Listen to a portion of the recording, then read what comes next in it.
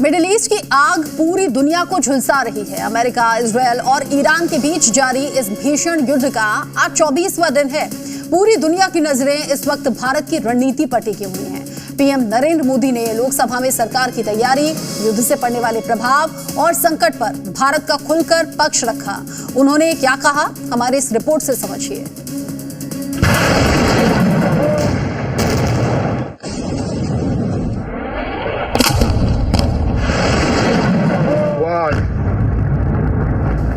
प्रधानमंत्री मोदी आज लोकसभा में उस संकट पर बोलने आए जिसने वैश्विक अर्थव्यवस्था की नींव हिलाकर रख दी है। पीएम ने कहा कि पश्चिम एशिया के हालात बेहद चिंताजनक हैं। युद्ध 3 हफ्तों से ज्यादा खिंच चुका है और इसका सीधा असर देश पर पड़ने वाला है, मगर हम हर संकट के लिए तैयार हैं। भारत ने संकट के ऐसे ही समय के लिए कच्चे तेल के भंडारण को भी प्राथमिकता दी है। आज भारत के पास 53 लाख मीट्रिक टन से अधिक का स्ट्रेटेजिक पेट्रोलियम रिजर्व है और 65 लाख मीट्रिक टन से अधिक के रिजर्व की व्यवस्था पर देश काम कर रहा है। प्रधानमंत्री मोदी ने सरकार की तैयारी पर भी बात की। उन्होंने आश्वस्त किया कि सरकार की कोशिश है कि देश में तेल और गैस का संकट न होने पाए। इसके लिए सरकार वैकल्पिक विकल्पों पर भी काम कर रही है, लेकिन संकट के समय कालाबाजारी करने वालों पर सख्त एक्शन लिया जाएगा। मैं देश की सभी राज्य सरकारों से भी इस सदन के माध्यम से आग्रह करूंगा, ऐसे समय में कालाबाजारी करने वाले, जमाखोरी करने वाले एक्टिव हो जाते हैं। इसके लिए कड़ी मॉनिटरिंग जरूरी है। पीएम मोदी ने मिडिल ईस्ट के युद्ध पर भारत का रुख भी स्पष्ट कर दिया।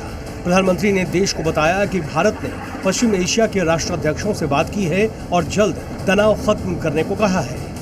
साथ ही ये भी स्पष्ट संदेश दिया कि हॉर्मुज का रास्ता रोकना भारत स्वीकार नहीं करेगा। भारत ने नागरिकों, एनर्जी और ट्रांसपोर्ट से जुड़े इंफ्रास्ट्रक्चर पर हमलों का विरोध किया है। कमर्शियल जहाजों पर हमला और हॉर्मुज ट्रेड जैसे अंतर्राष्ट्रीय जलमार्ग में रुकावट अस्वीकार्य है। भारत डिप्लोमेसी के जरिए युद्ध के इस माहौल में भी भारतीय जहाजों के सुरक्षित आवागमन के लिए निरंतर प्रयास कर रहा है। दरअसल मिडिल ईस्ट का युद्ध सिर्फ ईरान, इजराइल या अमेरिका और उसके सहयोगी देशों के बीच नहीं रह गया है। भारत सरकार की नजरें उन 1 करोड़ देशवासियों पर है जो वहां काम कर रहे हैं। लिहाजा प्रधानमंत्री मोदी ने साफ कर दिया है कि भारत शांति का पक्षधर जरूर है, लेकिन अपने हितों की रक्षा के लिए पूरी तरह मुस्तैद और गंभीर भी है। हर चुनौती को चुनौती दे सकते हैं। ब्यूरो रिपोर्ट, जी मीडिया। एक तरफ मिडिल ईस्ट में भीषण जंग जारी है, दोनों तरफ मिसाइल, बमों की बरसात हो रही है। दूसरी तरफ जम्मू कश्मीर के लोगों ने ईद के बाद ईरान में जारी संघर्ष से प्रभावित लोगों के लिए नगद, सोने के आभूषण और घरेलू सामान दान किए, जिसमें महिला और बच्चे भी इसमें शामिल हुए। ईरानी दूतावास ने कश्मीरियों के इस मानवता भरी मदद के लिए धन्यवाद किया। ईरान के कई हिस्सों में इस संघर्ष ने लोगों की जिंदगी को अस्त व्यस्त कर दिया है। हजारों लोग बेघर हो गए हैं और राहत सामग्री की भारी जरूरत है।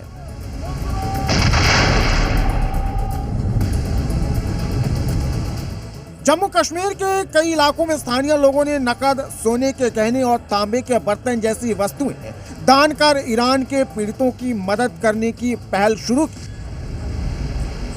यहाँ पर डोनेशन शुरू हुआ है ईरान के लिए। अब तक जो हमें अनऑफिशियली आंकड़े मिल रहे हैं, लगभग 500 करोड़ के करीब जो डोनेशन है वो जमा हुआ है। जो नकद नोट मिले हैं या फिर कॉपर मिला है या सोना गहना, जिसके पास जो था वो यहाँ पर दे रहा है। और जगह जगह जहाँ पर भी शिया कम्युनिटी या सुन्नी कम्युनिटी, इमामबाड़े, मॉस्क हैं, वहाँ पर ये सब प्रक्रिया चल रही है।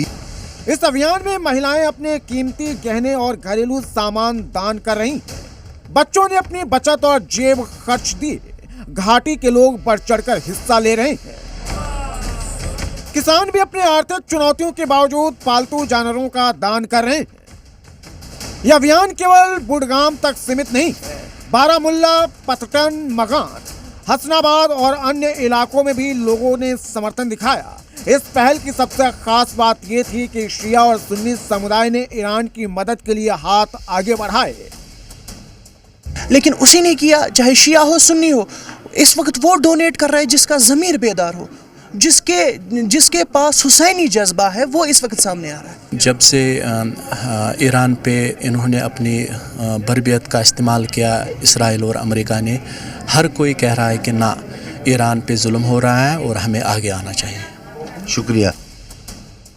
हमारे यहाँ जो इर्द गिर्द मोहल्ले वाले हैं तो बहुत सारे आए, उन्होंने कैश में दिया, किसी ने गोल्ड दिया है, तो जिसको किसी ने जो इसके पास कोई जमीन है वगैरह है, जो जिसको जिस हिसाब से चल रहा है तो वो मदद कर रहा है। शिया सुन्नी का मसला नहीं है, हम मुस्लिम हैं, हमारा कलमा एक है, हमारा काबा एक है। पूरी मुस्लिम से हम यही रिक्वेस्ट करते हैं कि एक हो जाइए। अभी जो ईरान की हालात है, कंट्रीब्यूट करें। आप गाजा में देख लीजिए क्या हुआ था। इंसानी बुनियादों पे डोनेट कर रहा हूँ ईरान के लिए, ताकि ईरान में जो अभी हालात गुजर रहे हैं उनको ये मेरा कुछ जो भी ये हदिया है ये उनको इन हालातों में काम आए। ईरान दूतावास ने भी मदद के लिए धन्यवाद किया। सोशल मीडिया पर पोस्ट कर कहा कि जम्मू और कश्मीर से मिली मदद के लिए बेहद आभारी है। ईरान दूतावास ने बडगाम और अन्य जिलों के लोगों के एकजुट प्रयास और दिल से किए गए योगदान के लिए धन्यवाद किया। इसे मानवता और भाईचारे की मिसाल बताया। इससे पहले भी जम्मू कश्मीर के कई इलाकों में प्रदर्शन देखने को मिला था। ईरान के सुप्रीम लीडर खामनेई की मौत के बाद लोगों ने जुलूस निकाला था। यही नहीं, इजराइल और अमेरिका के हमलों की निंदा भी की थी। फिलहाल मिडिल ईस्ट में भीषण जंग जारी है।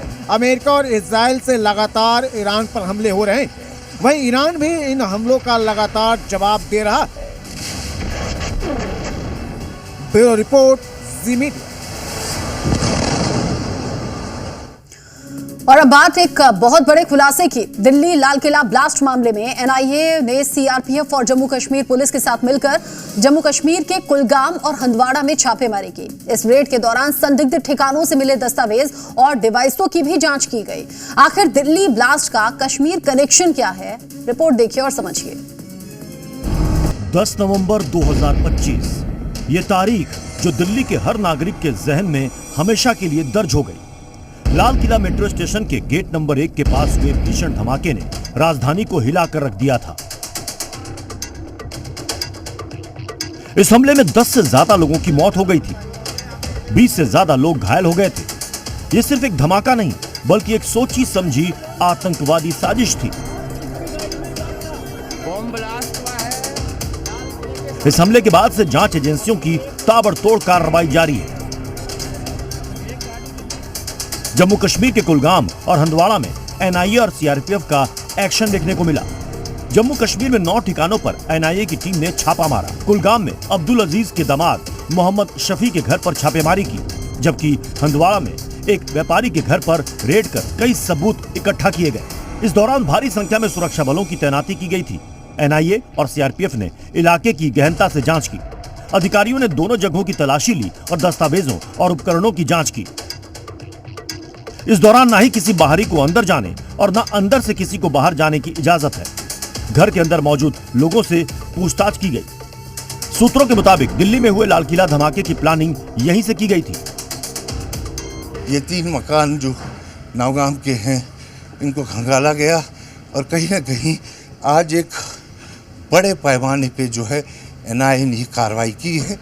और फिर से एक बार जो Delhi module Delhi bomb blast की बात करें या फिर वाइट कॉलर टेरर मॉड्यूल की बात करें, तो उसको कहीं ना कहीं तह तक उसकी पहुंचने तक के लिए जो है एनआईए लगातार कोशिश में जुटी हुई है। और एनआईए की टीम ने आज कश्मीर की 9 लोकेशंस पे रेड की। कुछ अहम दस्तावेज यहाँ पर बरामद किए गए।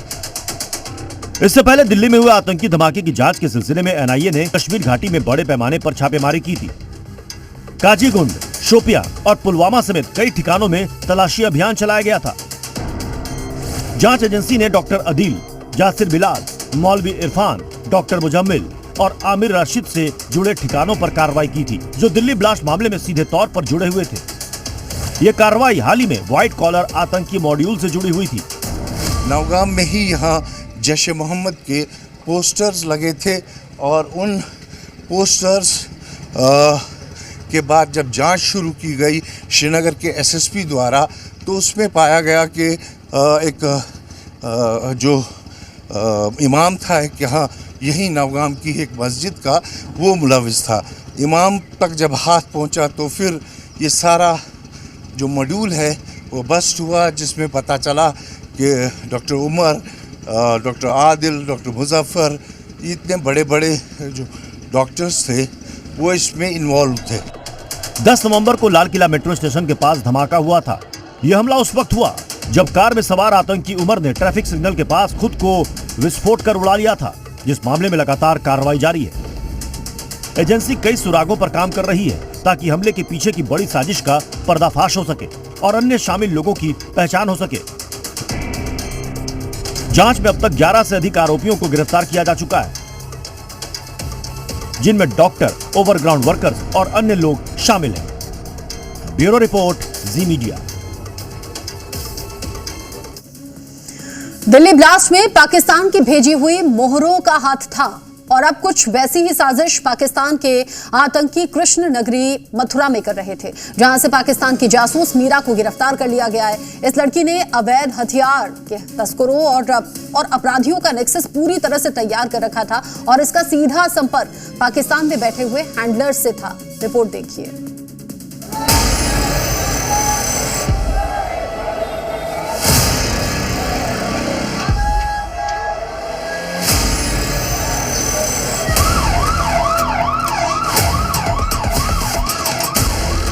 गाजियाबाद से गिरफ्तार पाकिस्तानी जासूसों से पूछताछ में हैरान करने वाला खुलासा हुआ।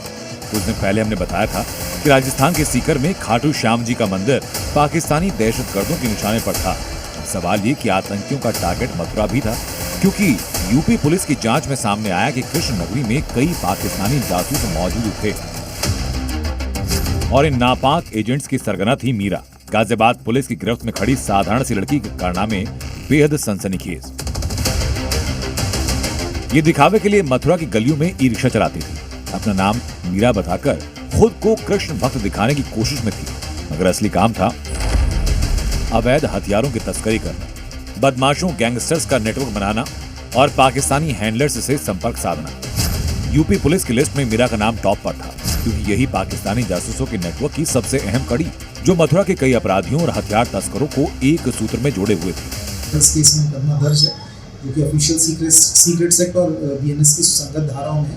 उसमें अलग अलग लोगों की अलग अलग भूमिका रही है, जिसके थ्रू किसी न किसी तरीके से उनके द्वारा इस जो क्राइम है उसमें एड किया गया है, उस क्राइम में सहयोग, अपनी सहभागिता दी गई है और उसी के हिसाब से माननीय न्यायालय के समक्ष इनको प्रस्तुत करके अग्रिम कार्रवाई की जाए। मीरा को दिल्ली पुलिस ने पिछले साल भी अवैध हथियारों की तस्करी के सप्लाई के आरोप में गिरफ्तार किया और पता चला कि मीरा का संपर्क कई अवैध हथियारों के डीलर्स से था। पाकिस्तानी जासूसी नेटवर्क में जैसे जैसे गाजियाबाद पुलिस जांच कर रही है, वैसे वैसे तमाम बड़े खुलासे हो रहे हैं। गाजियाबाद पुलिस ने मीरा नाम की एक महिला को गिरफ्तार किया है। मीरा पाकिस्तानी हैंडलर्स के उस ग्रुप से जुड़ी हुई थी जिसमें पाकिस्तानी हैंडलर्स डायरेक्ट बातचीत करते थे और मीरा उसकी एक्टिव सदस्य थी। पेशे से मीरा ई रिक्शा चलाती थी, लेकिन ई रिक्शा की आड़ में मीरा हथियारों की तस्करी करती थी। छोटे बदमाश से लेकर बड़े गैंगस्टर तक हथियार सप्लाई करने का भी काम करती थी। पिछले साल दिल्ली पुलिस ने मीरा को हथियार सप्लाई करने के मामले में स्पेशल सेल ने गिरफ्तार किया था और अब इस जासूसी ग्रुप में भी मीरा बेहद एक्टिव सदस्य है। मथुरा में ई रिक्शा वाली मीरा ही नहीं, बल्कि फरीदाबाद में पंचर की दुकान लगाने वाला नौशाद, यूपी, दिल्ली, हरियाणा, पंजाब के अलग अलग हिस्सों में ट्रक चलाने वाले ड्राइवर भी पाकिस्तान के खुफिया गैंग के मेंबर बन चुके थे। गाजियाबाद पुलिस ने जब ई रिक्शा ड्राइवर मीरा के साथ पंचर बनाने वाले नौशाद को गिरफ्तार किया तो हैरान करने वाली जानकारी सामने आई। पता चला कि इस जासूसी नेटवर्क में 50 से ज्यादा ट्रक ड्राइवर थे। इन्हें पैसे का लालच देकर वीडियो बनाने को कहा गया। ये ट्रक ड्राइवर सैन्य ठिकानों और पर्यटन स्थलों का वीडियो बनाते थे, जिसे गणेश नाम का नेपाली युवक पाकिस्तान में बैठे अपने आकाओं को भेजता था। मुंबई में रहने वाले गणेश ने ट्रांसपोर्ट में काम करते हुए करीब 50 से ज्यादा ट्रक ड्राइवर्स को पैसे का लालच देकर जोड़ा और उनसे संवेदनशील जगहों की वीडियो मंगवाता था। आशंका है कि मीरा, नौशाद, सुहेल और इरम जैसे देशद्रोही तो चंद मोहरे हैं, देश में ऐसे कई गिरोह एक्टिव हैं जो हिंदुस्तान में रहते हुए पाकिस्तान की एजेंसीज के लिए काम कर रहे हैं और देश की सुरक्षा के लिए खतरा पैदा कर रहे हैं। गाजियाबाद से राजू राज के साथ हुआ रिपोर्ट, जी मीडिया। उत्तर प्रदेश में सड़कों पर नमाज को लेकर एक बार फिर से सियासत गरमा गई। सीएम योगी आदित्यनाथ की सख्त नसीहत के बाद अब सरकार के मंत्री का भी बड़ा बयान सामने आया। रघुराज सिंह ने कहा कि सड़क पर नमाज पढ़ने वाले पाकिस्तान या फिर इराक चले जाएं, क्योंकि सड़कें चलने के लिए हैं, इबादत के लिए नहीं।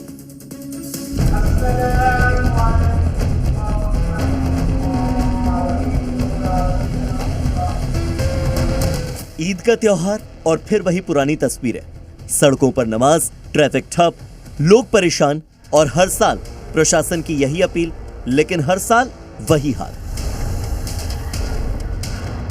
सड़कें चलने के लिए होती हैं, न कि नमाज पढ़ने के लिए, लेकिन भाईजान अपनी आदत से बाज नहीं आते। ईद के त्योहार पर भाईजान सड़क पर नमाज पढ़ते दिखाई देते हैं और जब उन्हें इसके लिए रोका जाए, टोका जाए तो दंगा फसाद पर उतर आते हैं। यही वजह है कि सवाल खड़े होते हैं कि क्या उनके लिए कानून से ऊपर मजहब है या फिर मजहब के नाम पर सड़कों पर कब्जा करना जायज है। सीएम योगी आदित्यनाथ कई बार संदेश दे चुके हैं कि नमाज पढ़ने के लिए मस्जिद होती है, सड़कें नहीं। देश संविधान से चलेगा, मत और मजहब से नहीं। जी, आपका मत, आपका मजहब अपने तरीके से होगा, अपने घर में होगा, अपने मस्जिद, अपने इबादत गाह तक होगा। सड़क पे प्रदर्शन करने के लिए नहीं, और इसको आप जो है किसी भी अन्य तरीके से दूसरे पे थोप नहीं सकते हैं। सरकार का साफ कहना है कि नमाज के लिए मस्जिद या ईदगाह जैसे तय स्थान मौजूद हैं। ऐसे में सड़क पर इबादत से आम लोग परेशान होते हैं और कानून व्यवस्था प्रभावित होती है।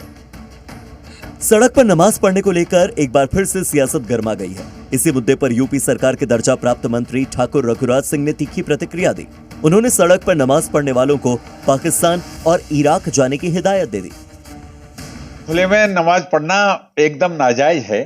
मैं अरब के कई कंट्री घूमा हूँ, अरब में भी मैंने देखा है कि मस्जिद के अंतर्गत ही नमाज पढ़ी जाती है। अगर एक व्यक्ति भी एक्स्ट्रा है तो वो अपने घर जाके नमाज पढ़ता है। इनके यहाँ मूर्ति पूजा नहीं है और ये हिंदुओं की तरह ये नहीं कर सकते कि कहीं भी कोई परमिशन लेके करें, तो इसलिए नाजायज है ये। अगर इनको नमाज रोड पर पढ़नी है तो पाकिस्तान जाए या इराक जाए या ऐसी जगह जाए जहां मुस्लिम कंट्री ईद नहीं मना पा रहे हैं।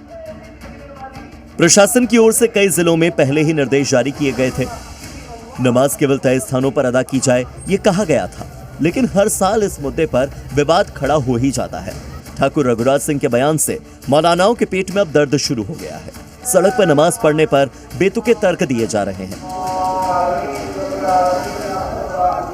हमारे मुसलमान अपनी मस्जिदों में नमाज पढ़ते हैं, कोई भी सड़क पर नमाज नहीं पढ़ता है। जब तक सरकार से इजाजत थी, कानून से इजाजत थी, हम लोगों ने सड़कों पर नमाज पढ़ी।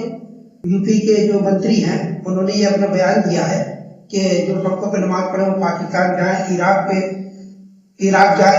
ये नफरती बोल है और इससे उनको परहेज करना चाहिए। कि मुस्लिम समाज को बदनाम करने के लिए बार बार यही तर्क दिया जाता है और कहा जाता है कि मुस्लिम समाज सड़कों पर नमाज पढ़ रहा है। भाई, मुस्लिम समाज सरकार की जो गाइडलाइन होती है शासन व प्रशासन के द्वारा, उस गाइडलाइन का पालन करते हुए बिल्कुल अपनी मस्जिदों में नमाज अदा करता है। जो है सरकार के आदेशों को पालन करने वाला मुसलमान है, वो पूरे कानून का पालन करता है। और रघुराज प्रताप सिंह जैसे लोग देश की फिजा को खराब करने के लिए अनशन बयान देते हैं। और ये मुल्क हिंदुस्तान जितना हिंदुओं का उतना मुसलमानों का भी है। अब सवाल यह है कि इस बार जो सख्ती बरती है, क्या अगले साल इस वजह से इस पर रोक लग पाएगी, या फिर हर साल की तरह इस बार भी यह मुद्दा विवाद और सियासत की भेंट चढ़ जाएगा, क्योंकि सख्ती के बावजूद भाईजान मानने को तैयार नहीं। फिलहाल सरकार का संदेश साफ है, कानून से ऊपर कोई नहीं, और उसे किसी ने तोड़ने की कोशिश की तो उस पर कड़ी से कड़ी कार्रवाई होगी। ब्यूरो रिपोर्ट, जी मीडिया।